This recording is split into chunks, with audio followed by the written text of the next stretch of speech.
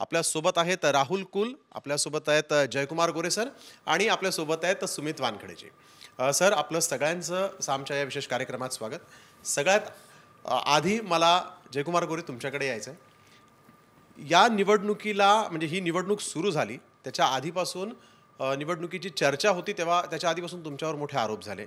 भ्रष्टाचाराचे आरोप असतील किंवा तुमच्या मतदारसंघामध्ये एकंदरीतच बघितल्यानंतर विरोधी पक्षानं विशेष लक्ष दिलं होतं. तर किती आव्हानात्मक होती ही निवडणूक?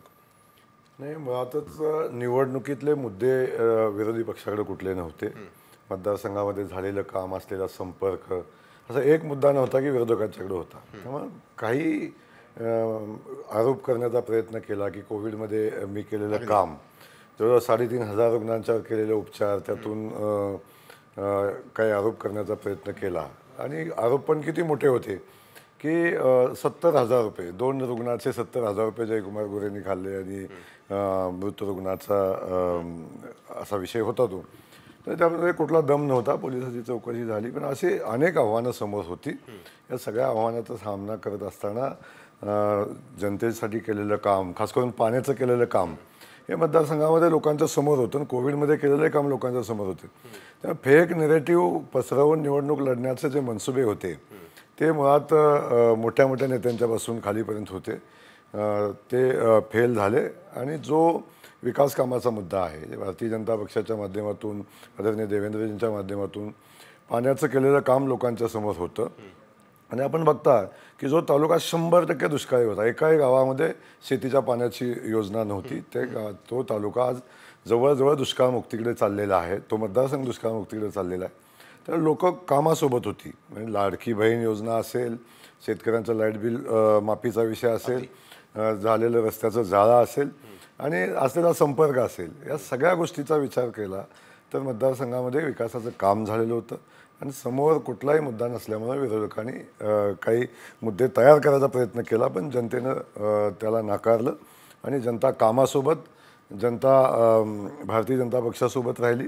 आणि आदरणीय देवेंद्रजींनी केलेलं पाण्याचं काम, म्हणजे जे भूतो न भविष्यती, म्हणजे जो मतदारसंघ पवारसाहेबांचा बालेकिल्ला म्हणून ओळखला जातो.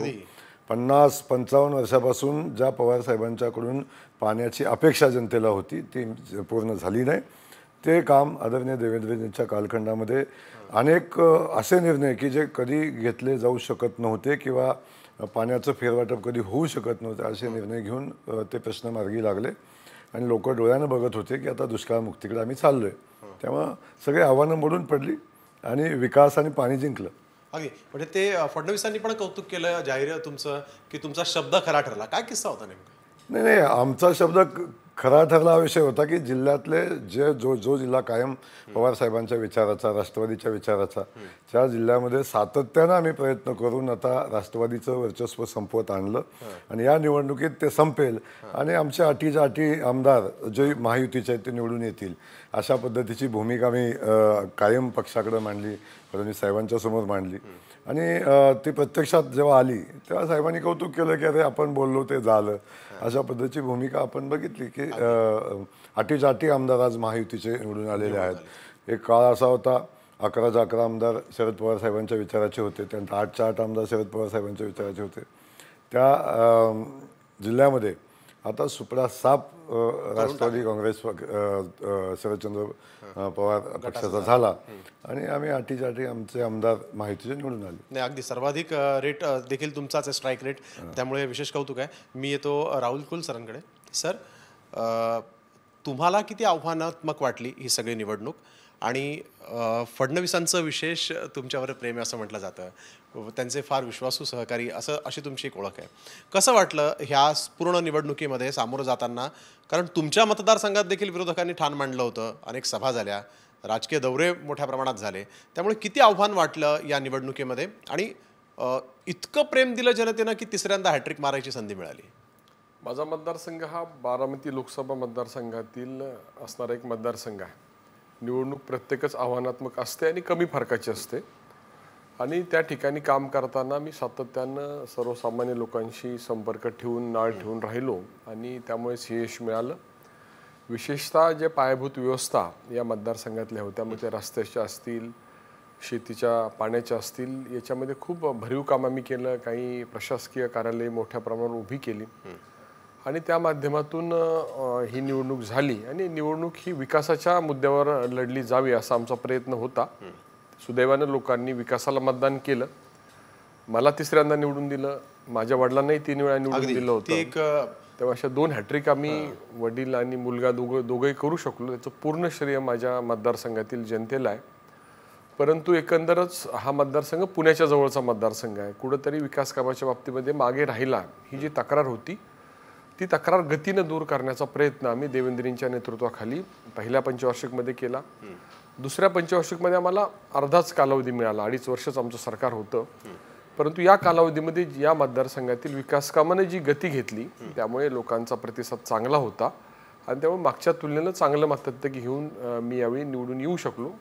आणि यामध्ये मतदारांचा जो कौल होता तो निश्चितपणे चांगल्या कामाला पाठिंबा देण्याचा होता आणि मी सातत्यानं लोकांच्यात राहून काम करत असल्यामुळे त्याची दखल लोकांनी घेतली. आणि लोकसभेला तुमच्या मतदारसंघामधून सुप्रियाताईंना लीड जास्त होतं, त्यामुळे ज्यावेळेस लोकसभेचे निकाल लागले त्यावेळेस असं कुठेशी एक आपल्याला दडपण येतं की बाबा आता माझ्या मतदारसंघामध्ये काय होऊ शकतं विधानसभेला, असं कुठे दडपण होतं का किंवा असा काही विचार झाला का? की नाही, माझ्यावर दडपण नक्कीच नव्हतं. कारण की मी रविवारी दिवसभरामध्ये जवळपास 1000 लोकांना तरी भेटतो. आलेल्या प्रत्येकाचे फोन घेतो. फोन नाही उचलता आला तर परत फोन करतो.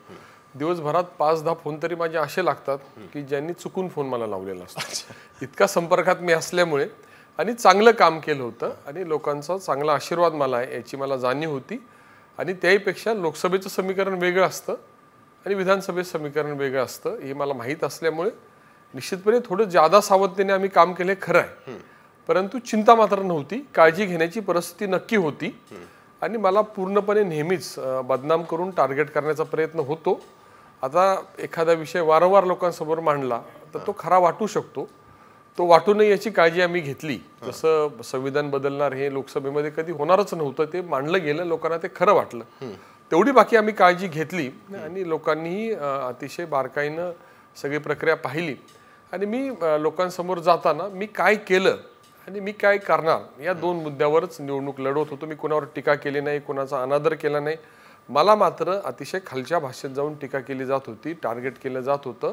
आणि ज्यावेळी एखादा योद्धा मैदानामध्ये पराभूत होत नसतो त्यावेळी त्याच्या पाठीत वार केले जातात. तशा पद्धतीनं चुकीचे प्रचार केले जात होते. परंतु न डगमगता माझ्या सर्व सहकाऱ्यांनी अतिशय चांगलं नियोजन केलं.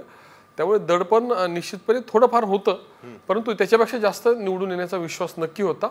आणि मला निश्चित आनंद आहे की एका घरामध्ये 8-8 वेळा 9 पैकी 8 निवडणुका माझ्या कुटुंबातील वडील, आई, मी लढवली. आम्ही जिंकल्या. लोकसभेला एक निवडणूक आम्ही लढवली, तिलाही आम्हाला चांगली मतं मिळाली. आणि प्रत्येक वेळी तालुक्यातील जनता ही चांगल्या पद्धतीने आमच्या पाठीशी उभी राहिली आणि त्या पद्धतीने ही निवडणूक पार पडली. अगदी खरं तर कौतुकच आहे की हॅट्रिक, वडिलांची पण हॅट्रिक होती आणि हे एक दुर्मिळ असं उदाहरण म्हणावं लागेल महाराष्ट्र विधानसभेमध्ये की वडिलांना पण हॅट्रिक साधता आली आणि मुलाला पण. मी येतो सुमित वानखेडेजी यांच्याकडे. सुमित वानखेडेजी, कसं वाटलं ही निवडणूक म्हणजे फेस करताना? कारण आत्तापर्यंतचा तुमचा अनुभव हा देवेंद्र फडणवीसांचे सहाय्यक म्हणून त्यांच्यावर तुम्ही इतक्या वर्ष काम केलेलं आहे.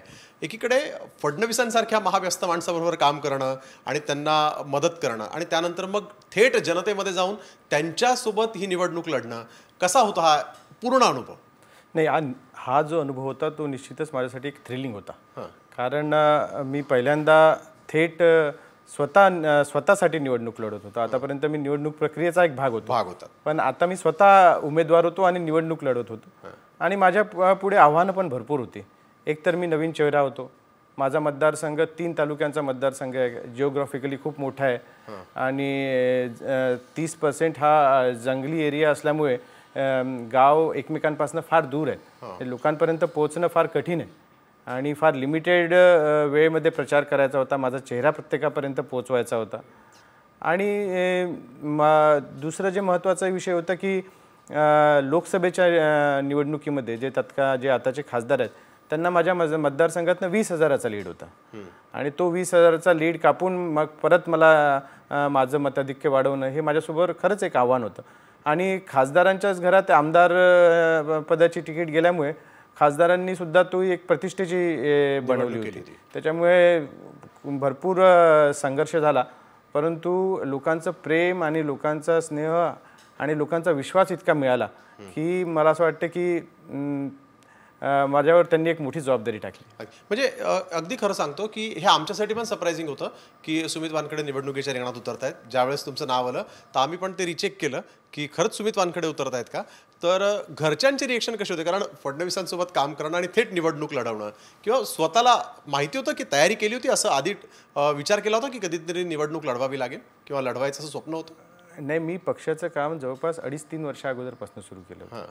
म्हणजे मी देवेंद्रजींसोबतचं जे काम आहे ते आता जवळपास 2022 पासून मी तिथनं लेफ्ट आऊट झालो होतो.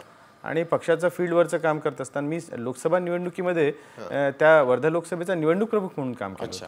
त्याच्यामुळे पक्षाचं काम करत असताना तुम्हाला कधी कोणतीही जबाबदारी पक्ष देऊ शकतो. अगदी. आणि यावेळेस आमदारकीची जबाबदारी दिली आणि ती निवडणूक स्वतः उमेदवार म्हणून जबाबदारी दिली, तर त्याच्यात मला काही असं सरप्राइझिंग वाटलं नाही. मी तयार होतो त्याच्यासाठी. अच्छा, तर त्यासाठी पूर्ण तयार होतात तुम्ही, आणि म्हणून ते इतकं पहिल्यांदाच आता विधिमंडळात जाणार आहे. मग कशी राजकारणात काम करत असताना कुठली जबाबदारी कधी अंगावर येईल याची काही खात्री नसते, त्यामुळे तयारच राहायला पाहिजे. अगदी. आणि प्रत्येक आव्हानाला भेदून तुम्ही पुढे गेलात. मी जयकुमार गोरे सर तुमच्याकडे येतो. तुमचं एक वक्तव्य आता आम्ही वाचलं, मी त्याच्यामध्ये तुम्ही रामराजेंचा गड जो होता तो पूर्ण नेस्तानाबूत केला. रामराजेंनी अर्थातच महाविकास आघाडीमध्ये जातील अशी शक्यता असताना, तशा बातम्या असताना भाजपचं पण टेन्शन वाढवलं होतं आणि मवियाचं पण टेन्शन वाढवलं होतं. पूर्ण त्यांचा गर्वहरण केलं असं एकंदरीतच बातम्यांचा ओघ होता. काय किती आव्हान होतं की इतक्या दिग्गज नेत्याला आपल्याला थांबवायचं आहे आणि पुढे जायचं आहे? नाही, मुळातच रामराजेसारखं एक व्यक्तिमत्व काम करत असताना आजपर्यंत या माणसाने सत्तेचा वापर करून राजकारण करायचा प्रयत्न केला. आणि सत्तेचा वापर करून जेवढं शक्य आहे तेवढं लोकांना दाबून, म्हणजे लोकशाही हा विषय त्यांच्याकडे नव्हता. जेवढा सत्तेचा वापर करून लोकांना कसं दाबता येईल, लोकांना कसं नुकसान पोचवता येईल, पोलिसांचा वापर, प्रशासनाचा वापर, अनेक गोष्टी त्यांनी केल्या. आणि त्याचा परिणाम असा झाला की जिल्ह्यावर 27 वर्ष, म्हणजे 20 वर्ष मंत्री, पुन्हा 7 वर्ष सभापती, आणि ही लोक जेव्हा एवढी मोठ्या सत्तेत राहतात तेव्हा त्यांना सवय लागून गेलेली असते या प्रशासनाचा वापर करायचा, आणि त्यातून अनेकांचं नुकसान पोचवण्याचं. यावेळी परिस्थिती अशी होती की रामराजे नेमके कन्फ्यूज होते. नाही, म्हणजे त्यांना मी कन्फ्यूज होते, म्हणजे इव्हन सत्तेशिवाय ते जगूच शकत नाही, राहूच शकत नाही, अशी परिस्थिती होती. तेव्हा लोकसभेचा निकाल लागायच्या अगोदर अजितदादा सत्तेत आले की अजितदादाकडे गेले. अजितदादा सत्तेतून लोकसभेचा निकाल लागला की ते शरद पवार साहेबांच्याकडे गेले.